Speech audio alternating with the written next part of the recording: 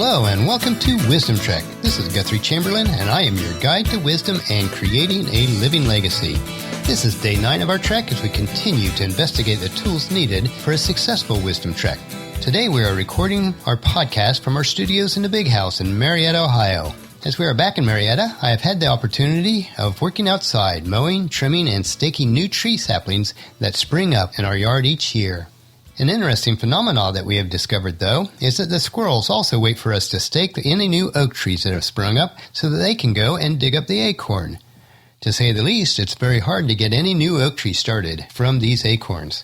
There have been a few that have managed to grow and survive, but it is always a fun and interesting challenge to keep them hidden from our furry friends. We are hoping that 2 or 3 survive this year. We also stake a few maple trees, which are not as hardy starting, but they usually don't get rooted up by these furry squirrels. We share these personal stories so that you can get to know us better on a personal level. As we trek together, I look forward to sharing more and hope that our simple and authentic lifestyles will be a blessing to you. We also have a little bit more about us on our website on the About Us page.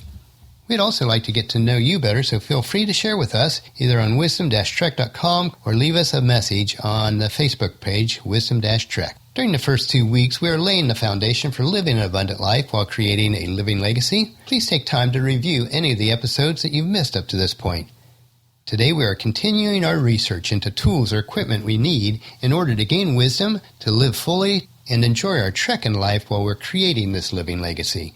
Our wheel analogy that we've been using is nearing completion, as we once again consider love as the hub of that wheel and the remaining tools or attributes as the spokes stemming from that round, perfect hub.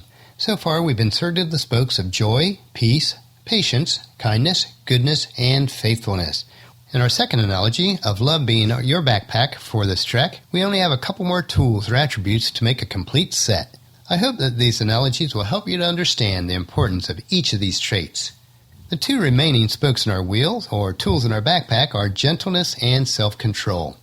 As I've said before, that these attributes will allow us to create a legacy of wisdom, to seek out discernment and insight, to boldly grow where few have chosen to grow before, and in doing so, we will establish the framework in our lives that will truly allow us to live long and prosper.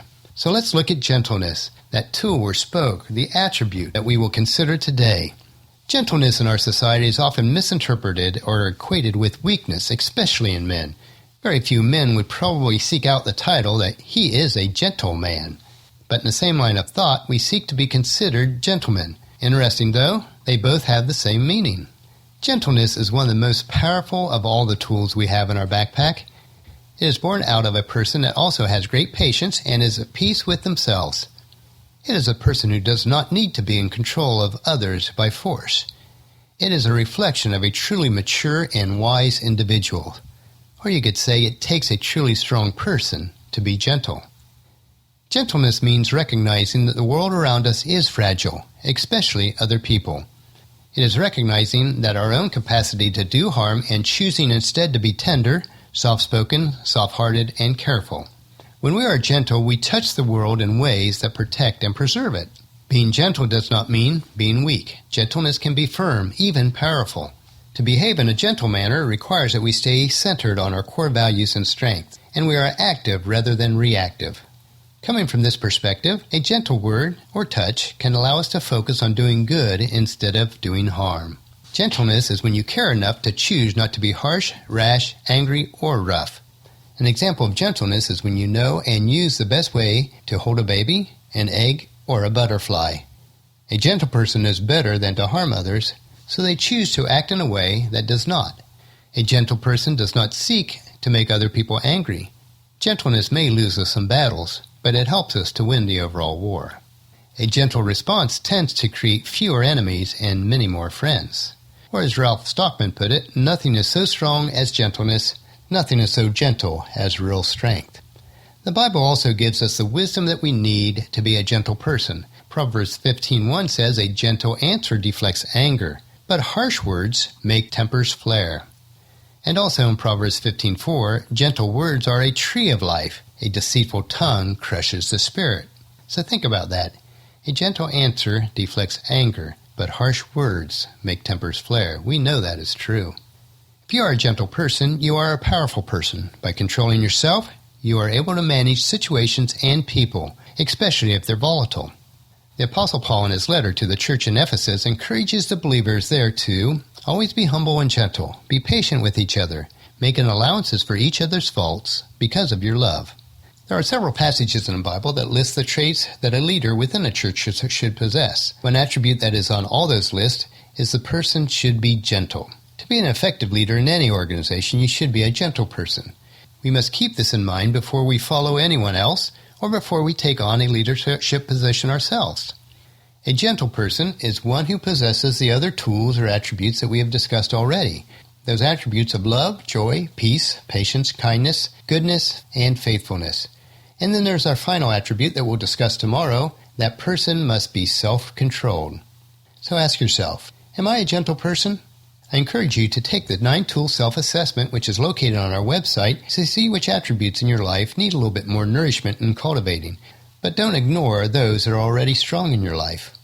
Well, that'll finish our podcast for today. Tomorrow we will inspect the tool of self-control. The only way to exemplify all of these traits in our lives is by possessing self-control.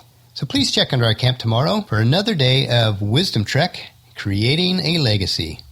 As a reminder, I do provide tools to assist us on our trek, and they're on our free resources page on wisdom-trek.com. I also encourage you, as I do each day, to leave a discussion topic, comment, suggestion, or question about the podcast. And those are located today on wisdom-trek.com/day 9. Or you can always email me at guthrie@venturecg.com. I'll get back with you promptly, and we can discuss whatever questions or issues you might have. If you've not done so already, please take time to subscribe to the podcast through iTunes, Stitcher, or whatever your favorite player is. We also have subscribe to buttons on each one of the daily podcasts. And I would certainly be pleased and thankful if you would rate each episode and spread the word to everyone you know to join us on our Wisdom Trek. Also check our website, wisdom-trek.com, for daily journals, wisdom nuggets, and our free resources. So as we take this trek together, let us always remember to live abundantly or fully, love unconditionally, listen intentionally, learn continuously, lend to others generously, lead with integrity, and leave a living legacy each day. This is Guthrie Chamberlain reminding you to keep moving forward, enjoy the journey, and create a great day. See you tomorrow.